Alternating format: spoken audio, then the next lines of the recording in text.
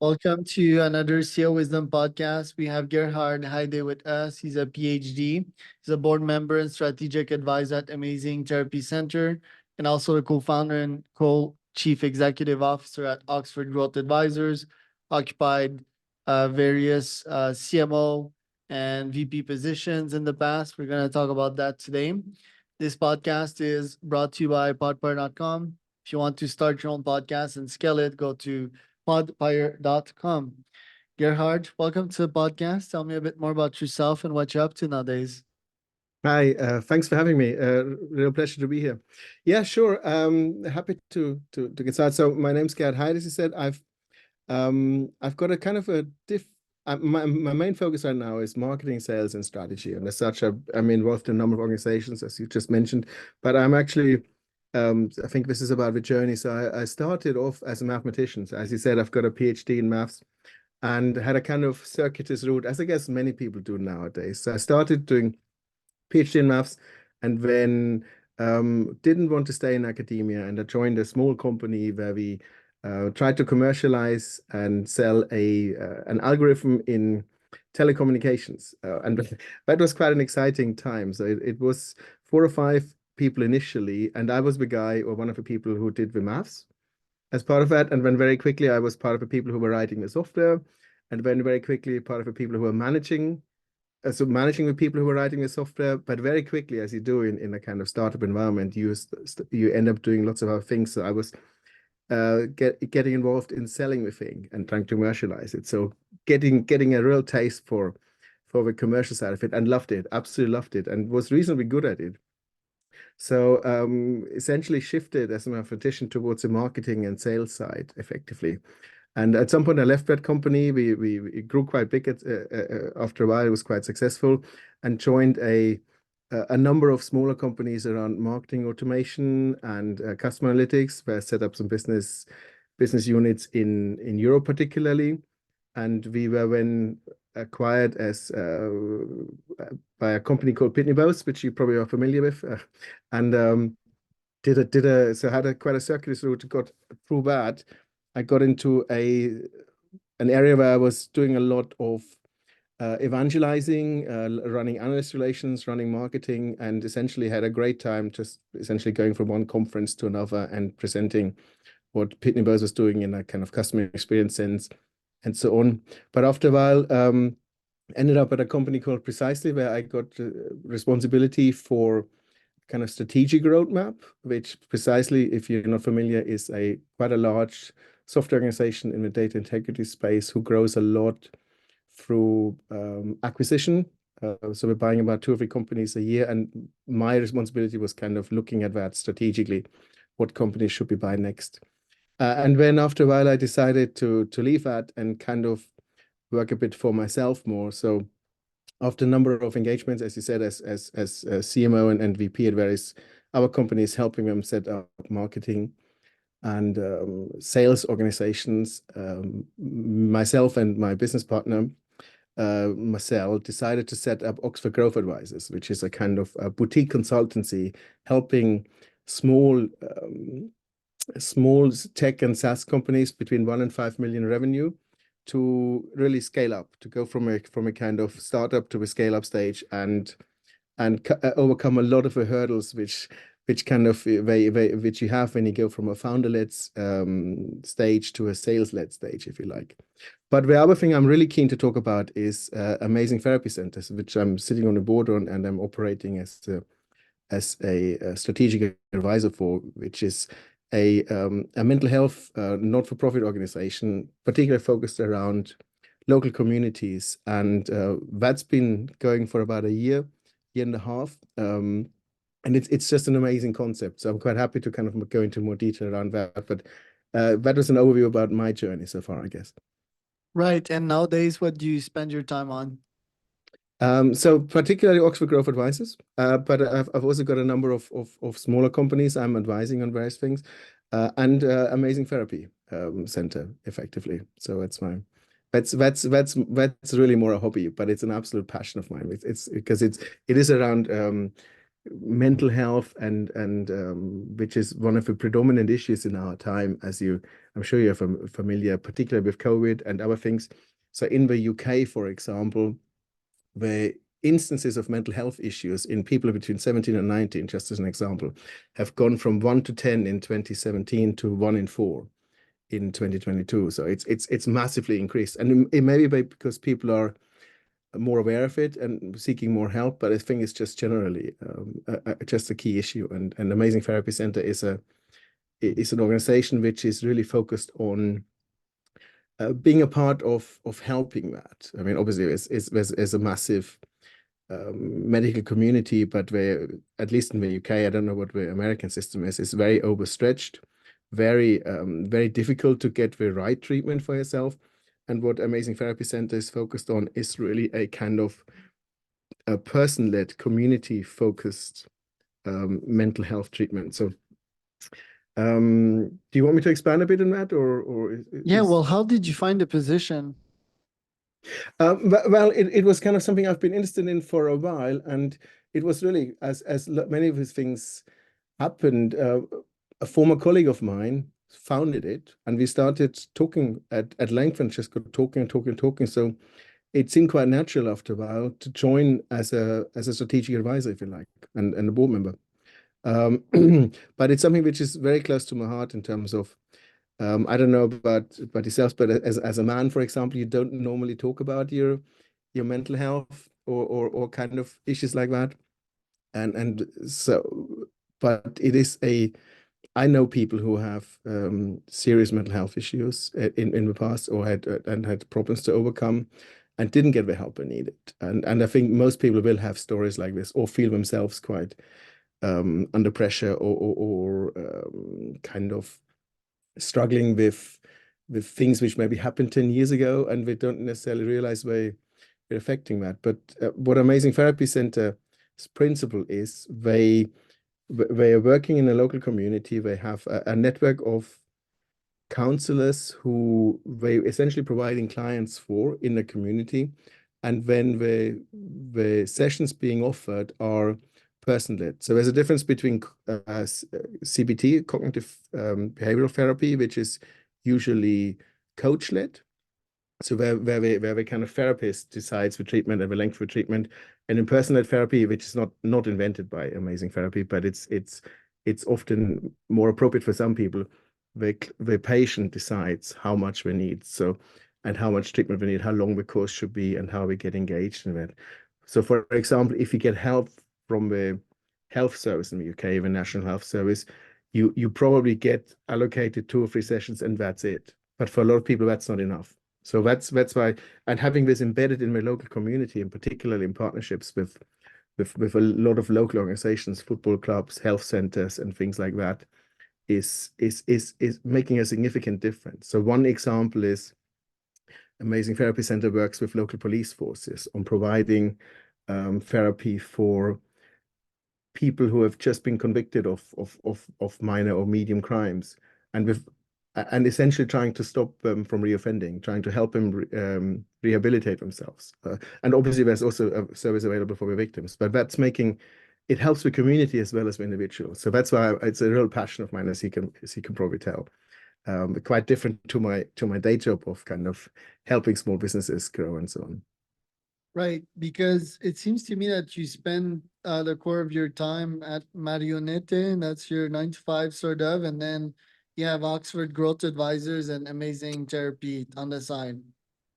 Yeah. So Marinette, which I haven't mentioned yet, is an IT consultancy where I'm currently CMO, and essentially it's one of these organizations where I'm helping to set up a marketing organizations, a sales organizations, and essentially growing that. Growing that in particularly in companies who are not familiar with a kind of traditional sales model where it's more like companies where they have been around. So Marionette is an interesting company because it has been around for a few years, and it's been doing quite well, but almost all the sales up to a while ago have been kind of word of mouth or network. So scaling that up, getting kind of structure in place is really one of my kind of key specialties on that. So in particular in Marionette, it's a case of It's a very technical sale. It's a very complicated technical product, but nonetheless, you can apply a structure and a kind of strategy of kind of putting this on a kind of regular footing. But and Oxford Growth Advice is exactly doing that. So we work with companies like Marionette and help them scale up from a few million to more million. Right. Okay. And yeah, Oxford Growth Advisor, what prompted you to start that company? Um, it's really the thing of okay, I've done the thing I've just described several times with a number of organizations, but I'm always working for someone else. I guess you get to a point where you think like, I can do this for myself. And I'm sure with all the many CEOs you're interviewing, that's a kind of a very common theme. It's you spend a lot of time working for other people and it's fun and exciting, but there's always somebody you're working for. So there comes a point when you kind of feel like I want to be okay, I've got a business partner who which is fantastic, but nonetheless we are the people, the two who are the two. So from that point of view, you can do your own thing. You can decide where it's going and have a blast doing it because you've just got one chance of kind of one life to live. So that's really what it is. So that's what decided that really. So you have that plus the nonprofit that you're working at, right? Because this is a nonprofit, amazing therapy, right? It's a non-profit organization. Yeah, I don't know the American. It's called a CIC in the UK. So it's not a charity, but it's kind of one level below it. But it's a not-for-profit organization. Right. So So how do you find your clients for that one? um, well, that's as I said for the therapy. I am mainly an advisor, so I'm overseeing the kind of marketing aspect and that kind of stuff. But I'm not. I can't claim I'm doing the kind of finding the clients myself. I'm more a mentor. But the way Amazing Therapy engages is really um, it's two main ways. One is um, Amazing Therapy is constantly looking for counselors to join an existing national network, if you like. And within that, Amazing Therapy Center is essentially providing a framework and almost like a franchise for these counselors to run sessions with clients, um, which Amazing Therapy Center sources with clients, and when the therapy is provided by the counselors. So that's and the way the clients are sourced is usually via local organizations, like as I mentioned, there's police forces who have like programs, various other organizations who have programs. So, for example, you there are kind of don't think I can name names, but there are clubs and organizations who have staff as well as visitors, and and through that, Amazing Therapy Center is advertising there for people who want kind of life coaching, treatment, and so on. And that gets funded with usually grants and local organizations and things like that. Does it make sense? Um, Yeah, yeah, it does. How do you make sure that the company stays alive and well and actually grows? How do you make sure that the mission of the company is being accomplished? so, I mean, Amazing Therapy Center is still, I would say, at the beginning of its journey. So it's kind of starting to build out. It has a number of regions and engagements, but it's growing out and it's doing it very carefully, effectively. So there's a limited number of paid staff. The company doesn't take anything on which it can't afford, but it's nonetheless we're seeing quite rapid growth. Um, from that point of view, it's looking quite healthy on a kind of balance sheet, if you like, because we're not taking on work which isn't pre-funded. So and it's a lot of the kind of as in the charitable fundraising game, getting grants, getting support, and that kind of thing. Interesting. And your other company, the growth advisor ones, how do you get clients in that one? So that's in a traditional way, really. So it's kind of again, first clients are through existing networks. That's kind of how it came about. And now it's transitioning. It's almost like practicing what we're preaching. So it's kind of transitioning to a sales model. So it's kind of we have a very clear idea who our target companies are. So we are, as I mentioned, we are mainly supporting tech companies between 1 and 5 million revenue who have been around for at least a year. And we are talking to the founders and CEOs of those companies. And that's really come to a it's essentially establishing personal relationships and then growing it from there. So that's really how it works. And again, the company is going fine at the moment. We are also quite careful about not overstretching ourselves as you would in this kind of situations, because it's not trying to rule the world. It's just kind of growing in a kind of sensible way and driving it from that. What are your top goals for this year?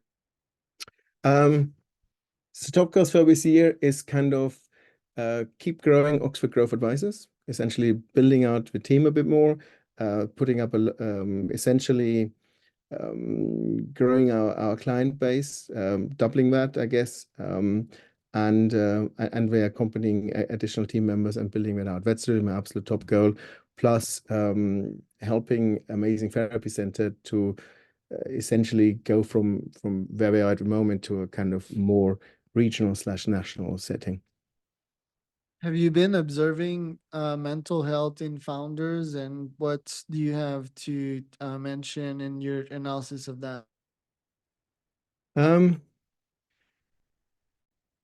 yes, I think not just in founders, but in a lot of people. I mean, if you're a founder or if you're a CEO or something, you you think about your company all the time. You go to bed thinking about your company, you wake up thinking about your company.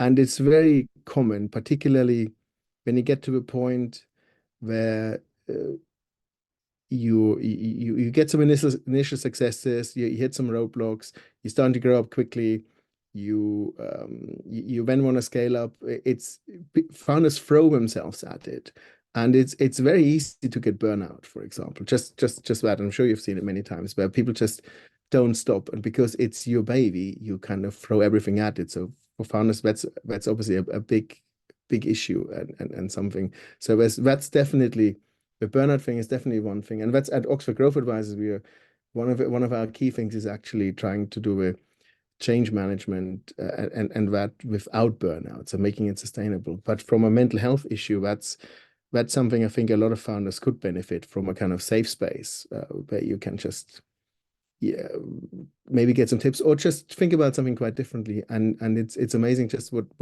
we can do sometimes in some situations. Right, and that safe space is psychotherapy, or is it mastermind groups?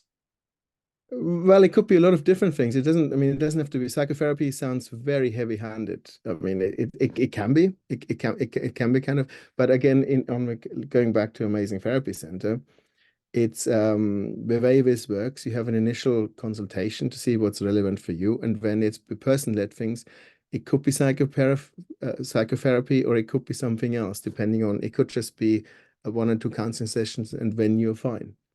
Or it could be something more something bigger. And obviously, I mean, there could be things where you need long-term psychological help, but that's obviously not necessarily what we cover. Right. What challenges have you faced in your career so far, and how have you resolved these? Um, well, I think probably faced most the challenges most people face in terms of struggling with sometimes sales and commercial side, struggling with other people. The one thing I've always done to try and resolve is, and that's kind of the key thing is to smile, just try and have a kind of sense of of perspective, because most things can be solved and can be approached, particularly if you're investing in other people, if you're taking a step back and thinking about what's really the key thing and the relevant thing here. And that includes things like, so I've been in a part of organizations where, particularly in economic climates like this, where it's been very challenging, where there was a lot of business being lost, where there had to be quite some hard decisions being made. And the key thing there is to think about with people you making the decisions about, but also with people who are making the decisions. And as I said, being positive and optimistic, as I said, having a smile doesn't not a fake smile, but as an attitude can really help. When the other thing I guess I'm quite I think I'm quite good at is being able to cut through a lot of noise and summarizing that quickly and come to a decision quickly. That kind of has always held me in good stead. But the challenges are kind of the traditional challenges in a business context. And if you think about it, they are important, but when not, there's other things which are more important in life, which always helps as well, like your family, your health of your family, and so on. And so I think everybody comes across some things where you realize, yes, there's challenges in business, but as long as you have the health of yourself and the health of your loved ones, a lot of this can be overcome. At least I don't know if that's sounds a bit trite, but I feel it it's helpful. Yeah, no, very helpful. Thanks for today, Gerhard. Where can people find out more about you? Well, people are very welcome to connect with me on LinkedIn. So Gerhard Heide, oxfordgrowthadvisors.co.uk is Oxford Growth Advisors, and amazingtherapycenter.co.uk is the two things I direct people. But I welcome anybody who wants to reach out to connect with me on LinkedIn and have a conversation.